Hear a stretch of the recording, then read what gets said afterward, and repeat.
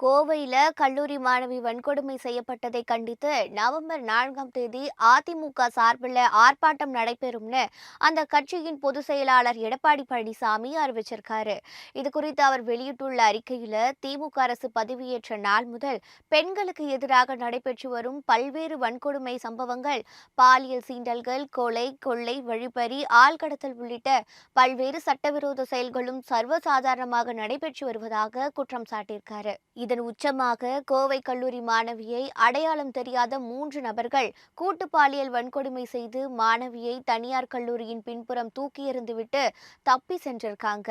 பாதிப்புக்குள்ளான அம்மாணவி தனியார் மருத்துவமனையில் மருத்துவ சிகிச்சை பெற்று வருவதாகவும் சுட்டிக்காட்டி இந்த சம்பவத்திற்கு அவர் கண்டனம் தெரிவிச்சிருக்காரு. தமிழகத்துல காவல்துறை ஒன்று உள்ளதா என்ற கேள்வி அனைவர் மத்தியிலும் எழுந்துள்ளதுனோ, பெண்கள் பாதுகாப்பை குழி தோண்டி புதைத்துவிட்ட திமுக அரசுக்கு கடும் கண்டனம் தெரிவிப்பதாகவும் எடப்பாடி பழனிசாமி குறிப்பிட்டிருக்காரு.